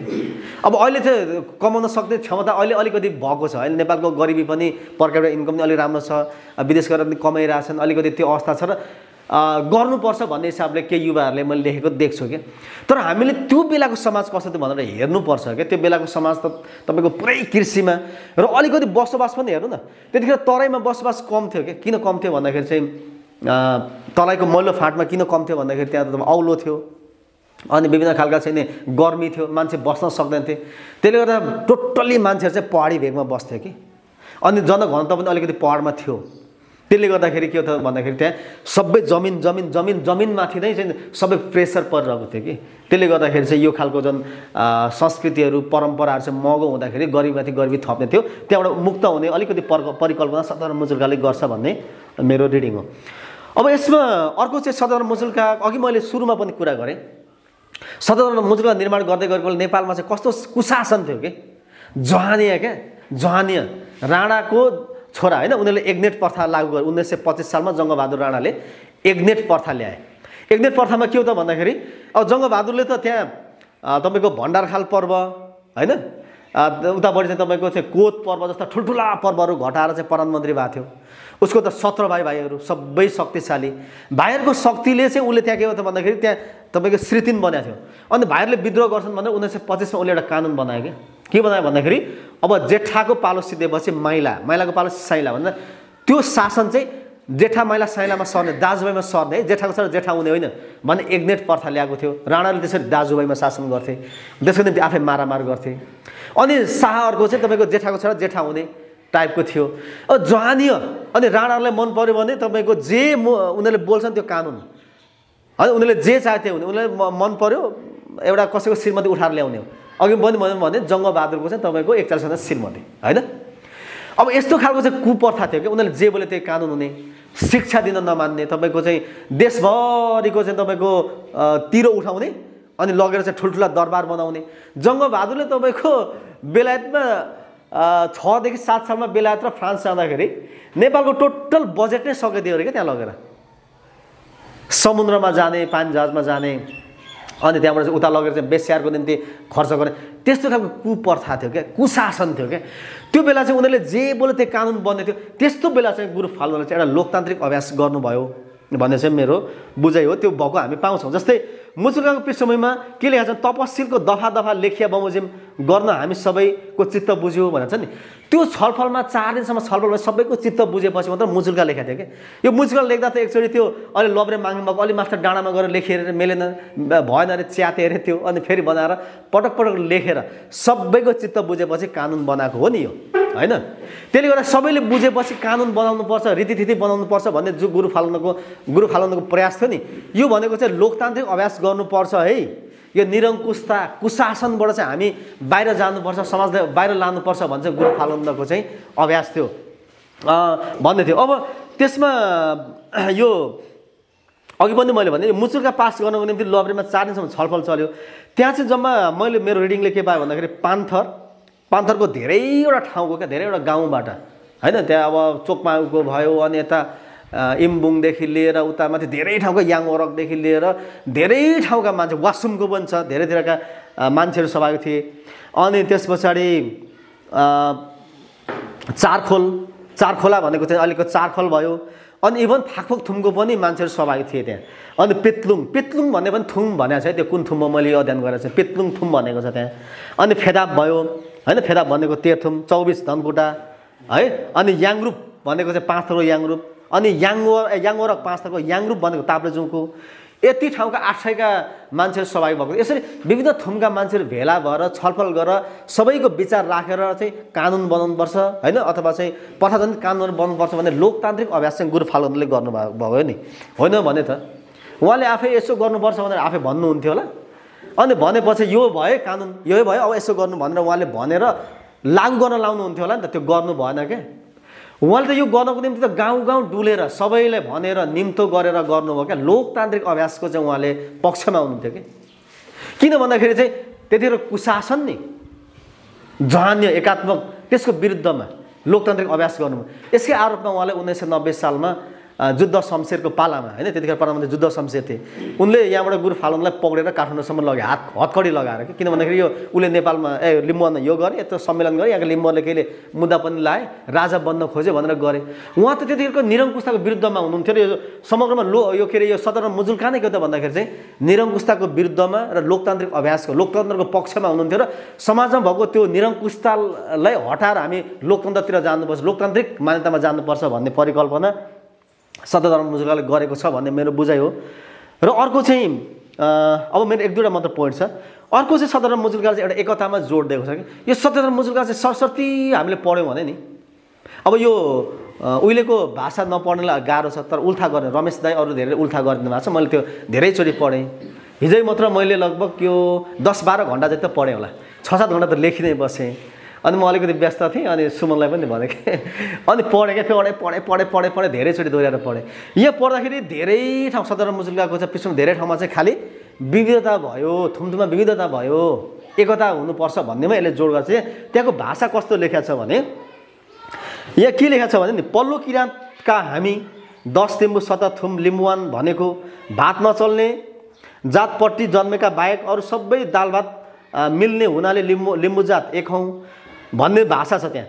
अनि किताबबाट कार्य काम शुद्ध बिहा लगन नगर्ने पञ्चराखी मनले सम्झेको भरको मुन्दुमले गर्दा सबैको मुन्दुम एक नमिली जान्नेले धेरै कुरा परिपचाइ मिलाइ भन्ने र नजान्नेले थोरै मात्र भनिसक्ने। अनि एकै जातको थुमै पछि जुठो बार्दा घटी बढी बार्ने भन्ने कुरा उल्लेख छ। त्यसले गर्दाखेरि चाहिँ अब हामीले एक बनाउनको निम्ति चाहिँ हामीले अक्षर त्यहाँबाट तलतिर के भनेको छ भने पञ्चवाक्यमा कार्य गर्ने भएकोले एकै रीत नभई भिन्न भिन्न रीत भएको रहेछ। अबदेखि लिम्बू एकै रीतको काम गर्ने कार्य गर्नलाई आफ्नो अक्षर पढ्न जरुर आवश्यक परेकोले गर्दाखेरि चाहिँ अब हामीले मुन्दुमलाई लिखित रूपमा लानुपर्छ भनेर चाहिँ यो त्यहाँ धेरै कुरा लेखेको छ क्या। त्यसको अर्थ चाहिँ विविधता होइन, विभाजन, फरक अपुङ्गीपन होइन क्या। अब हामीले एउटै बनाएर जानुपर्छ भन्ने चाहिँ यो सदरमुकाम मुचुल्काले परिकल्पना गरेको छ। गुरु फाल्गुनको त्यो जोड किन भन्दाखेरि उहाँ त पहिलो विश्वयुद्धको योद्धा हुनुहुन्थ्यो नि।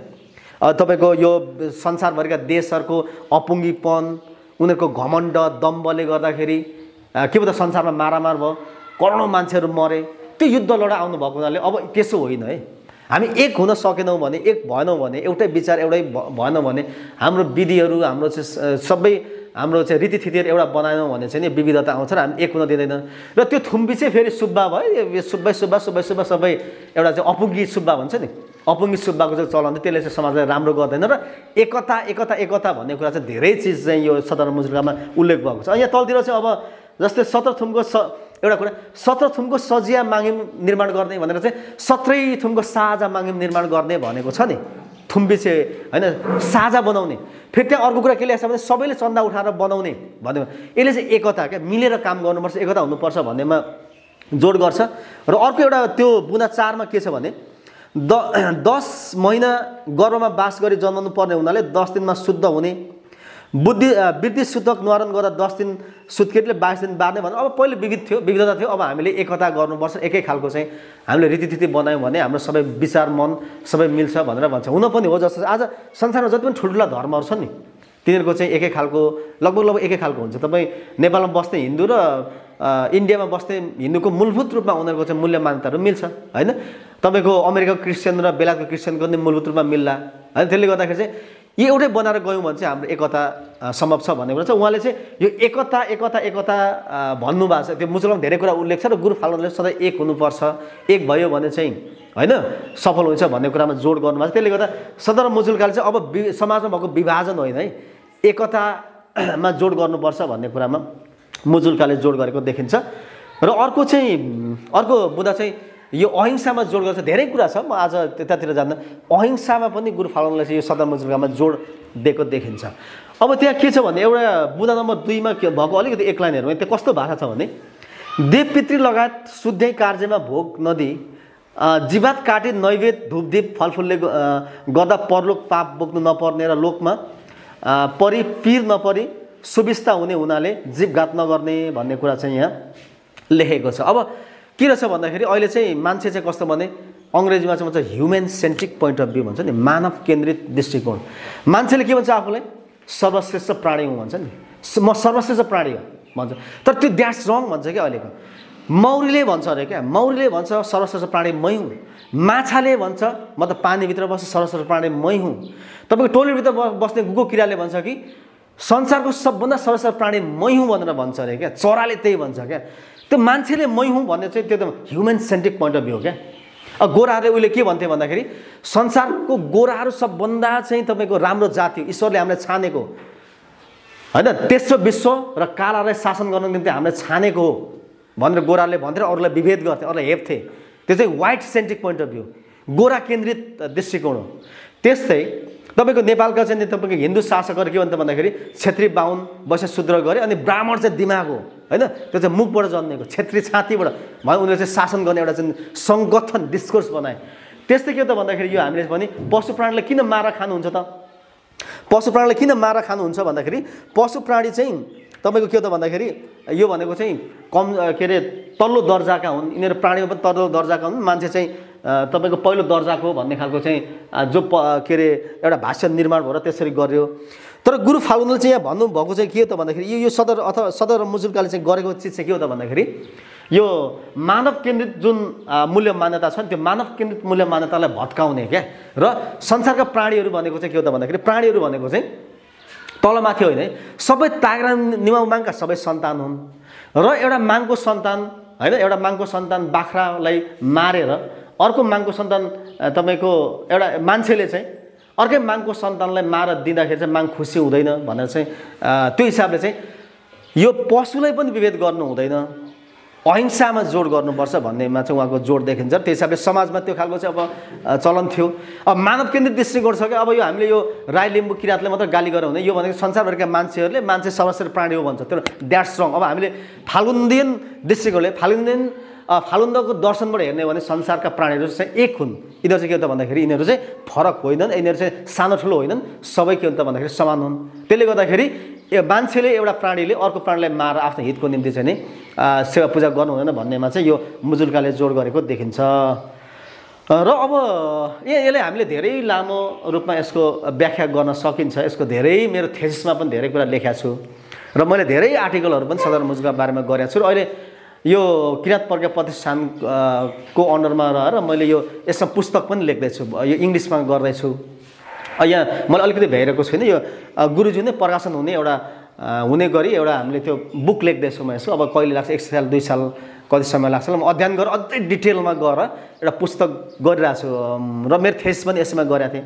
र मेरो निष्कर्ष चाहिँ के हो भने यो सत्यधर्म मुजुल्का चाहिँ हिजो त्यो परिस्थितिमा त्यो समुदायमा होइन लिम्बुवानको तपाईँलाई केन्द्रित गरेर गर्यो, तर यसको सान्दर्भिकता भनेको चाहिँ त्यहाँ मात्र होइन है, यो समग्र मानव समुदायको निम्ति उपयुक्त छ। किन भन्दाखेरि चाहिँ यो समानताको कुरा, मानवताको कुरा होइन, तपाईँको चाहिँ शाकाहारी जीवन पद्धति होइन, शिक्षा, मातृभाषाको कुरा भनेको चाहिँ आज त्यो किराँत समुदाय लिम्बुवानको चिज मात्र होइन है, यो सबै समुदायमा के त भन्दाखेरि आवश्यक छ र यो उत्तिकै सान्दर्भिक छ। यसको महत्त्व चाहिँ आज पनि उत्तिकै छ, यसको सान्दर्भिकता आज पनि बढ्दै गएको छ भन्ने कुरा चाहिँ मेरो रिडिङले पाएको छ र म त्यो कुरा राख्न चाहन्छु। यति भन्दै मेरो यो प्रस्तुति सक्यो। म एउटा कुरा चाहिँ यो यो यो यो देखिन्छ नि, जस्तै यो नामहरू छ अनि एक भनेको छ कि एकजना यस्तो छ। यो अब यहाँ हेर्दाखेरि यो औँठीको छाप छ, यसरी औँठीको छापहरू लागेको छ, यो हस्ताक्षर गरेको छ। यो औँठीको छाप लाउने चाहिँ त्यतिखेर यो सुब्बाहरूले चाहिँ यसरी औँठीको छाप लाउने गर्थे भनेर गुरुजीले भन्नुभयो। अनि एउटा इन्ट्रेस्टिङ रहेछ यो हेर्नु चाहिँ, यो जसले औँठीको छापहरू लागेको छ नि ती चाहिँ सुब्बा हुन् भनेर बुझ्नु पऱ्यो। अब यहाँ सुब्बाहरूको चाहिँ नाम सुब्बा भनेर चाहिँ यसो लेखेको छ, सुब्बा, अनि थुमको नामहरू लेखेको छ, फल्ना थुमको भनेर लेखेको छ। यो चाहिँ सभागरको नाम यसरी लेखेको छ। अब यसको सुरुमा हेर्ने भने यहाँ सबै छाप लाग्छ नि, औँठीको छापहरू हामी देख्न सक्छौँ। अब यो चाहिँ सुरुवात यसरी हुन्छ, 1988 वैशाख 24 गते भनेर यसरी लिखितम भनेर यो सुरु हुन्छ। अनि हामी पल्लो किराँत 10 लिम्बुन 17 थुम भन्ने खालको यो लेख्या छ।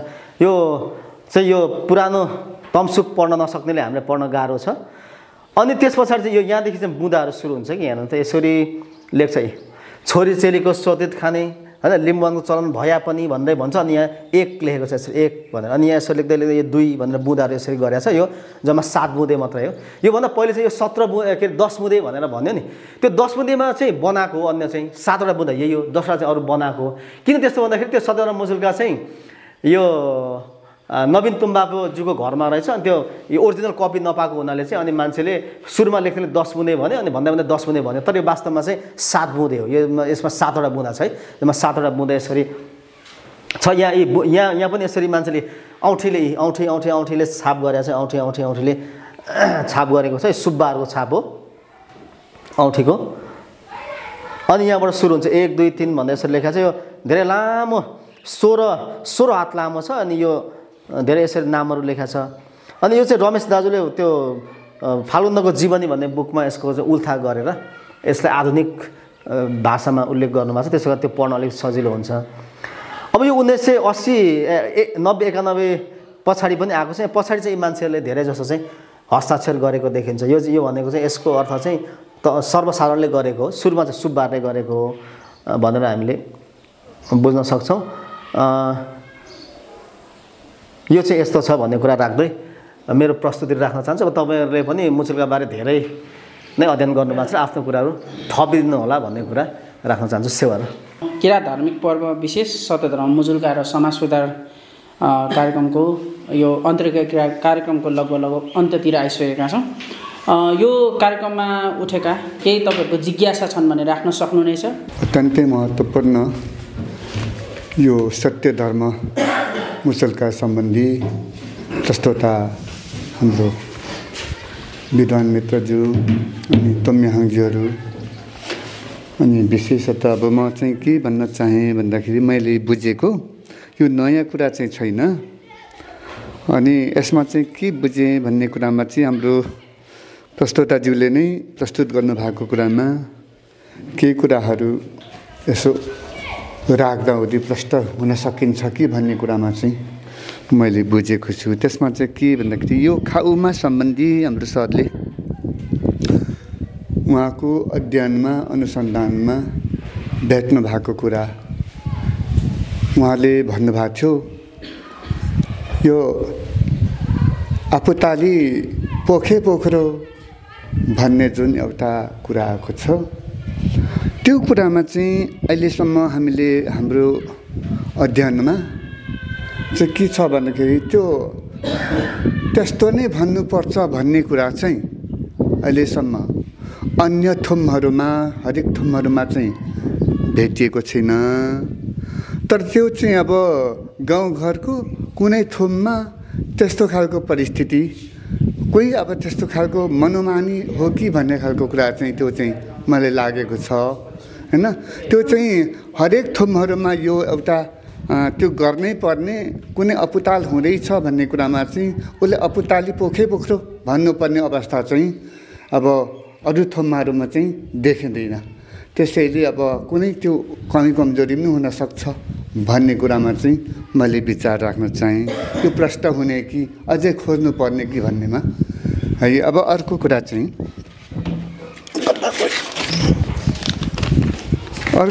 के भन्दाखेरि यो 17 थुमको सबै नामहरू पनि डिटेल्स चाहिँ हाम्रो सरले पक्कै टिका टिप्पणी गर्नुभएको छ।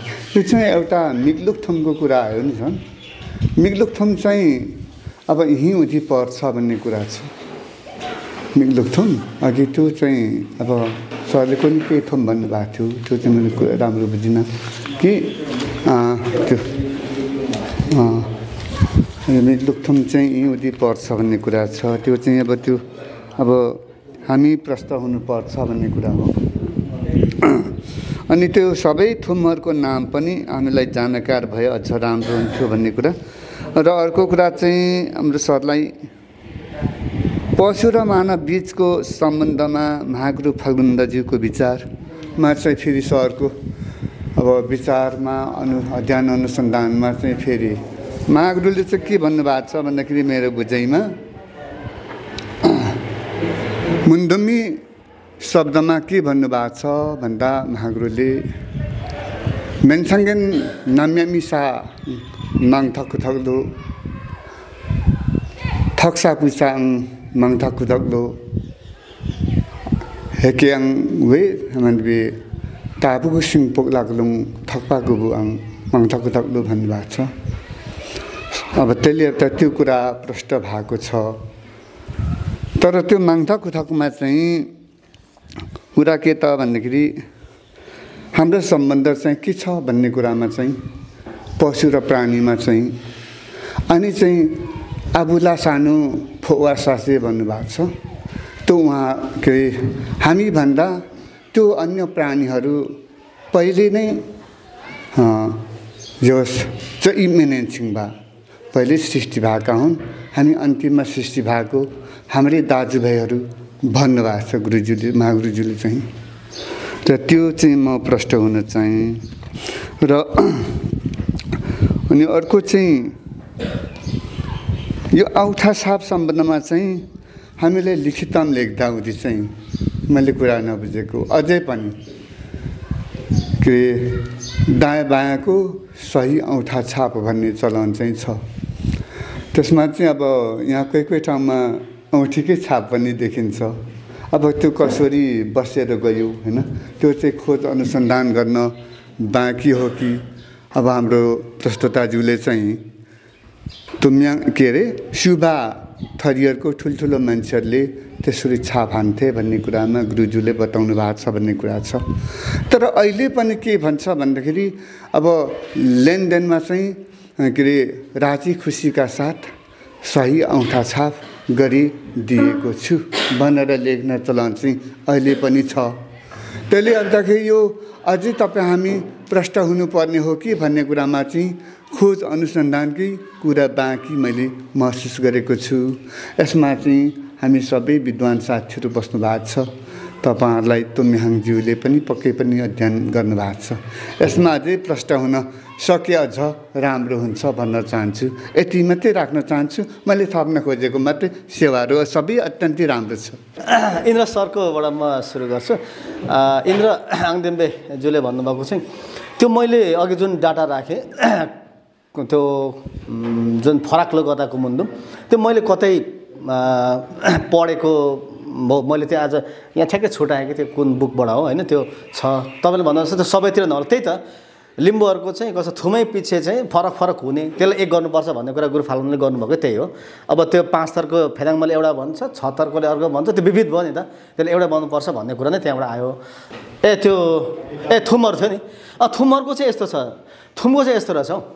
कतिले यो त लिम्बूको त कहिले 17 थुम, कहिले 22 थुम, कहिले 33 थुम भएको रहेछ क्या। त्यसले एकैचोटि त छैन। तर यो मैले चाहिँ गरेको 17 मुजुल्कामा जुन जुन थुम त्यहाँ चाहिँ उनीहरू ठेगाना लेखा छ नि, चाहिँ त्यो ठेगानामा कुन कुन थुम छ भनेर मात्र मैले त्यहाँ जे मुजुल्कामा लेखेको छ त्यही मात्र त्यहाँ राखेको होइन। त्यो त अब अहिले बाहिर त अब कति धेरै छ, कहिले 23। यो आजको चाहिँ यो सत्य धर्म मुजुल्का र समाज सुधार भन्ने विषय अब आफैमा महत्त्वपूर्ण छ। यहाँ प्रस्तोताज्यूलाई चाहिँ मेरो प्रश्न यो रहेको छ कि सत्य धर्म मुजुल्का र समाज सुधारलाई आधार मानेर नि हाम्रो किराँत समुदायलाई चाहिँ कतिसम्म अथवा हामीले सर्टकटमा बुझ्ने गरी चाहिँ कति प्रतिशतसम्म चाहिँ समाज सुधार भएको डेटा तपाईँले पाउनु भएको छ? धन्यवाद। नरेन्द्र सरले भन्नुभएको चाहिँ त्यो अलिक खोजीकै थेसकै विषय भयो। अब म स्टडी गरौँ होला, एक दुईवटा कुरा अध्ययन गर्नुपर्ने छ। जस्तै मुचुल्कामा त्यो ठेगाना देख्यो क्या, अनि त्यो सबै गाउँमा अब फिल्डवर्क गरेर नि क्षेत्र कार्य गरेर त्यहाँका त्यो हस्ताक्षर गर्ने छोराछोरी कति लागे, उनीहरूले कति माने होइन भन्ने कुराको फेरि अध्ययन गरेर बुक गर्नु, रिसर्च गर्नु चाहिँ अब हाम्रो युवाहरूको काम हो। त्यसलाई चाहिँ अब अहिले हामी डेटामा बिना त्यत्तिकै हावामा बोल्ने चलन छ नि त। अब हामीले त्यही ठाउँमा गएर कति घर चेन्ज गरे, कतिले स्वतन्त्र लिन्छन् लिँदैनन् सबै हेरेर एउटा डाटा चाहिँ तथ्यगत रूपमा हामीले डाटा एउटा निकाल्नु त्यो गर्नुपर्ने आवश्यक छ। महागुरु फाल्गुनन्दले छोरा र छोरी समान हुन् भन्नुभएको छ। हामी त महागुरु फाल्गुनन्द मार्गीहरू अझै पनि किराँत धर्म गुरुज्यू आइसक्नु भएपछि पनि उहाँकै हामी दिग्दर्शनमा लागेका छौँ। हाम्रो महागुरु फाल्गुनन्द मार्गीहरूले चाहिँ छोरा र छोरी समान हुन् भनेर सत्य धर्ममा लेखिएको छ। तर कतिले कार्यान्वयन गरेको छ तपाईँले एक्ज्याक्ट त्यो डेटा ल्याउनु भएको छ? अर्थात् हाम्रो किराँत धर्मावलम्बीहरूले अर्थात् यो सत्य धर्म मुचुल्का मान्ने र यो महागुरुको दिग्दर्शन मान्ने यो लाइनमा लाग्नेहरूले चाहिँ छोरीलाई पनि अंश दिएको कहाँ भेट्नु भएको छ? यसो छ भने तपाईँले मेरो पनि यो प्रश्न यहाँले दिन प्रश्न छ। हाम्रो नरेन्द्र सर र सुमन सरले भन्नुभएको चाहिँ उस्तै छ है। सुमनले भनेको पनि अब हामी फाल्गुन्द मार्गी भए पनि गुरु फाल्गुन्दको त होइन, नारीलाई पहिले जुन विभेद थियो नि त्योभन्दा अहिले विभेदको नयाँ नयाँ रूप आएको छ क्या। उहिले चाहिँ शोधित खान्थे, अब अहिले चाहिँ मैले के पाएँ भने माङसिङमा छोरालाई फाल्गुन्द बोर्डिङमा पढाउने, छोरीलाई भाल्टारमा पढाउने होइन। यो एउटा विभेद गयो हाम्रो सत्याङमार्गै मैले पाएको एकदम एक्जाम्पल छ। छोरी जतिलाई गभर्मेन्ट स्कुलमा पढाइदिने, छोरालाई भाल्टामा पढाउने, त्यो विभेद हो नि। अनि मैले धेरैजनाले भनेको सुनेको छु क्या, यसो इलाम कलेज पढ्दाखेरि अब भाइहरूलाई चाहिँ जग्गा बेचेर पनि पढाउने क्या सत्याङमा ल्याएको क्या छोराहरूलाई चाहिँ। तर छोरीहरूलाई चाहिँ खर्च छैन भनौँ भने चाहिँ नपठाउने छैन भन्ने क्या। त्यो विभेद शिक्षामै पनि अलि त्यो सत्याङमाले पनि विभेदको नमुना चाहिँ फेरेको छ क्या। छोरालाई चाहिँ भन्यो भने जग्गै बेचेर पनि बाइक किनिदिइहाल्ने, छोरीलाई नकिनिदिने, स्कुटी पनि नकिनिदिने होइन। त्यो विभेदको त नयाँ नयाँ स्वरूप आएको छ भाइ। त्यो फेरेको मात्र होइन, सत्याङमाले पनि नयाँ नयाँ स्वरूपको चाहिँ अहिले विभेदहरू चाहिँ ल्याइरहेको छ, आइरहेको छ। त्यही हो त, यो समाजमा चाहिँ त्यो स्वरूप चेन्ज हुन्छ। त्यहीले गर्दाखेरि त सत्यधर्म मुचुल्काको सान्दर्भिकता चाहिँ तपाईँको आज पनि छ क्या। किन भन्दाखेरि नारी असमानता कुरा त हट्दैन, कुप्रथाहरू फेरि नयाँ नयाँ कुप्रथाहरू आउँछन् होइन। त्यसले गर्दा त्यसको अन्त्य गर्नको निम्ति यसको सान्दर्भिकता अझै पनि हुन्छ भन्ने कुरा राखेँ ल। आजका प्रस्तोता महागुरु फाल्गुनन्द दर्शन अध्येता आङबङ अविरलज्यूले हामीलाई लगभग 1 घन्टा समय दिनुभएको छ। अब भने यस कार्यक्रमको लगभग अन्त्यतिर आइसकेको कारणले आजका तुम्याङ किरात इतनामको पहिलो एपिसोड, पहिलो श्रृङ्खलामा पनि हाम्रो माङ्गेन अध्यक्ष केरसिंह योङयाङ किरात धर्मको अध्यक्ष हाम्रो अभिभावक हुनुहुन्थ्यो भने आज लगभग 12 महिना भयो, 1 वर्ष भयो यही ठाउँमा हामीले कार्यक्रम गरेको। उहाँ आज पनि संयोगवश आउनुभएको छ। उहाँबाट छोटो हामी 10 मिनट कुरा सुन्छौँ, उहाँको पनि केही विचारहरू सुन्छौँ, त्यसपछि हाम्रो कार्यक्रम अन्त्य हुनेछ। जसका लागि केरसिंह योङयाङज्यूलाई म आफ्नो कुरा राखिदिनु हुन अनुरोध गर्दछु। ओट मगे सेवारो किरात धर्मगुरु र गुरुआमाप्रति यो कार्यक्रमको मञ्चबाट सेवा चौक अर्पण गर्न चाहन्छु। आजका यो किरात इतनाम भनेको आज ठक्कै 12 महिना जोडेर 1 वर्ष भएको छ, 1 गड्डा पुग्यो। त्यसले गर्दाखेरि आज यस कार्यक्रमका प्रस्तोताज्यू र व्यवस्थापकज्यूहरू र उपस्थित मित्रहरू, आजको प्रस्तोताज्यूले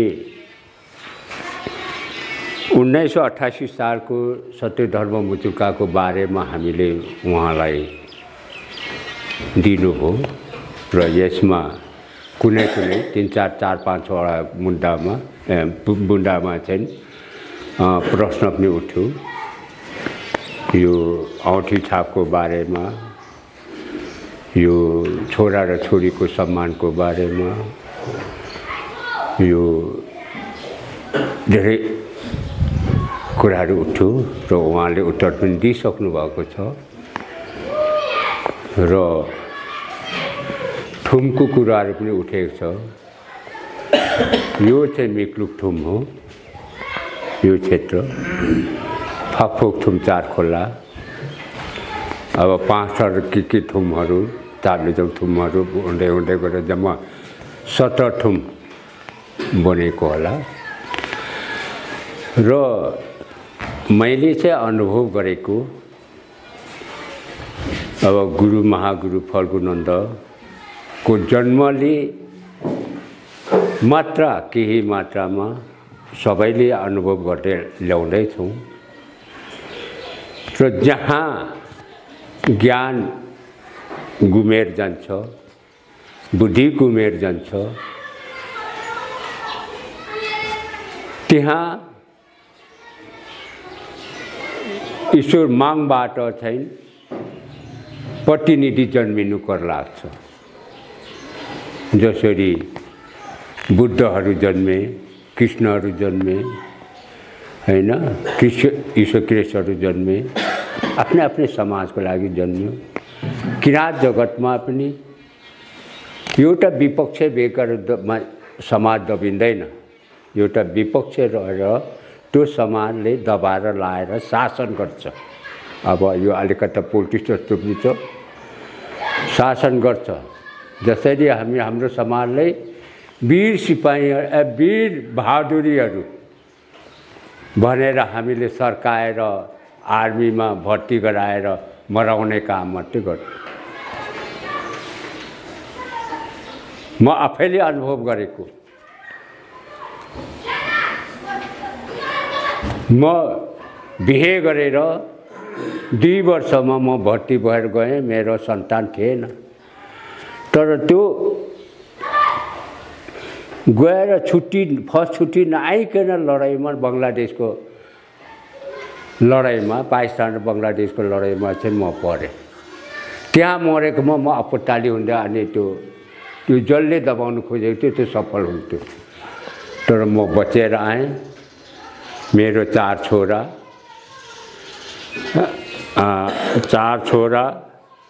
6 नाति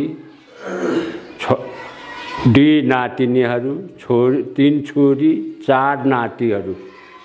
छोरीपट्टिको 4 नाति। मेरो यति सन्तान त बढ्यो नि। यदि त्यसमा गएकोबाट गयो सक्यो त्यसलाई हराउँथ्यो। अनि हराउनु भनेको दबिनु भनेको जनसङ्ख्या दब्दै जाने हो। त्यसैले म उतैदेखि ज्ञान अलिकता पाएँ। म त गुरु ज्ञान पनि मैले पाएको थिइनँ। गुरुसित पनि भेट भएको थिएन। तर यो काम यो जागिर यो राम्रो होइन। मेरो सन्तान यो म गेटदेखि बाहिरिँदै गर्दाखेरि मैले सम्झेर शपथ जस्तै कसम खाएर निस्केका व्यक्ति म मेरो सन्तान कोही पनि नहोस् भनेर उतैदेखि अलिकता चेतना बिन्जेर आएको मान्छे। त्यसकारणले आउनुसाथ वर्तमान गुरुसित भेटघाट भयो। गुरुले समाज सुधारको लागि सघाउनु भन्नुभयो र जानी नजानी सघाउँदै ल्याइयो र अहिले हामी यहाँसम्म पुग्यौँ। तपाईँहरूले यो कसको यो महागुरुकै दर्शनले गर्दाखेरि यति हाम्रो यस्तो कम्प्युटरहरू यस्तो प्रस्तावहरू प्रस्तुत यो परेको अब मिडिया अहिले युगको अनुसारले मिडिया तर्फबाट हामीले संसारले कुना कुना जग्गादेखि कुना कुना घर कोठाभित्र पनि हामी सुनाउनु सफल भयौँ। केही न केही त ज्ञान पाउँछ हाम्रो मान्छेले।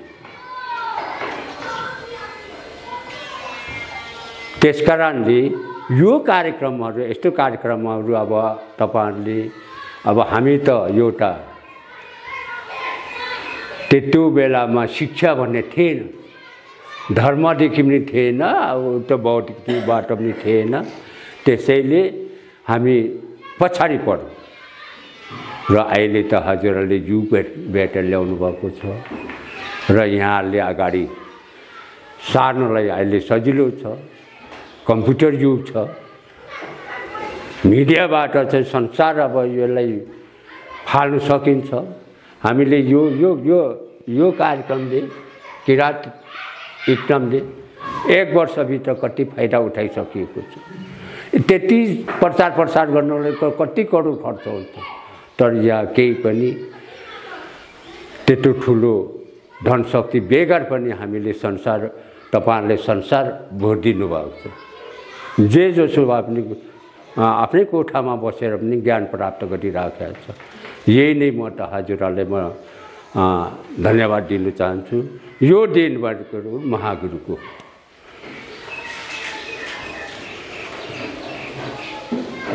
र अन्तिममा पुराने नाताले औँठी छापले औँठाको छाप हो कि औँठी छाप हो, औँठाको छाप हो कि औँठी लगाउनेको छाप हो भन्ने कुरो पहिला यो हाम्रो यो सुब्बा कारबारले चलाउने औँठी नै हुन्थ्यो, औँठीको छाप लगाउँथ्यो। त्यति मात्रै होइन, हिजो अस्तिसम्म लागु भयो। गुरुआमाकोमा मैले जग्गा पास गर्नु जाँदाखेरि वारिस नामको पनि औँठी छाप हुन्थ्यो। अनि औँठी बनाउनु ल औँठी छाप वारिस नामको औँठी छाप बनाइदियो भने त्यहाँ इलाममै बनाउँथ्यो। बनाएर मैले गुरुआमाको नाममा जग्गा धेरै दर्ता गरेर ल्याएको छु। त्यो अहिले पो ज्ञान भयो। त्यो औँठी छाप इतिहास हुने रहेछ, कीर्ति हुने रहेछ, टुका राख्नु पर्ने रहेछ, राखिन कता गयो। अब अहिले त महत्त्व आयो। अब औँठीको छापको कागज रसिद, त्यसले छाप हानेको रसिदले मैले धनी फुर्ता पाएको छु। त्यो रसिद छ,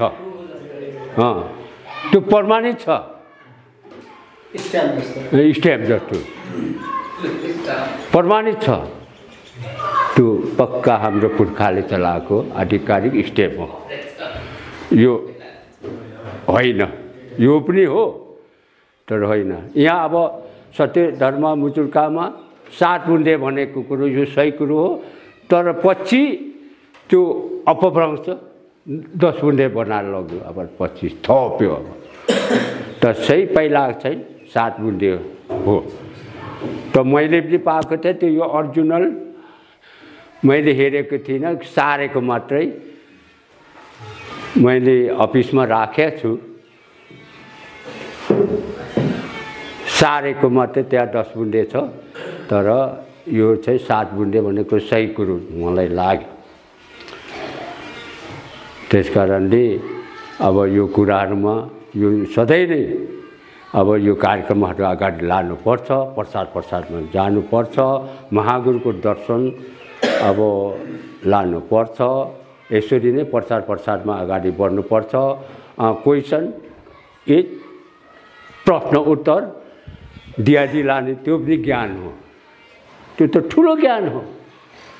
जसले क्वेसन उत्तर नै ज्ञान। क्वेसन राख्नु पनि ठुलो ज्ञान हो, होइन? त्यसरी नै जानुपर्छ भन्ने कुरोलाई म राख्दै हाम्रो यो किराँत कम्युनिटी अर्गनाइजेसन अफ अमेरिकाले यो कार्यक्रमले सधैँ कार्यक्रमको धन्यवाद दिँदै हजुर यो सबैलाई धन्यवाद दिँदै सेवाहरू दिए।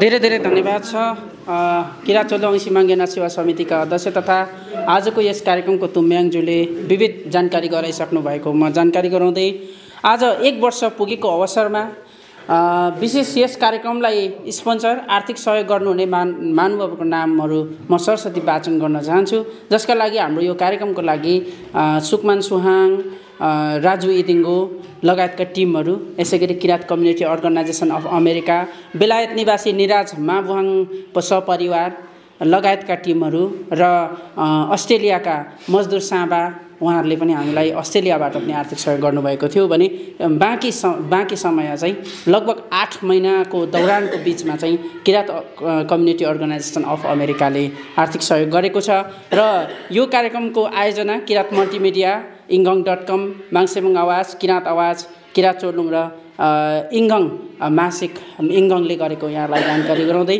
आजको कार्यक्रम अब हामी माङसेवाबाट सकिनेछौँ। तर त्योभन्दा पहिले आजको कार्यक्रमको प्रस्तुतालाई यसो गाडी खर्च दिने कार्यक्रम रहेको छ, जसको लागि हस्तान्तरण गरिदिनु हुनका लागि आजका हाम्रा तुम्याङ श्री केरसिङ याङज्यूलाई अनुरोध गर्दै ग्रहण गरिदिनु हुनको लागि म आङवाङ अबोध सरज्यूलाई म हार्दिक अनुरोध गर्न चाहन्छु।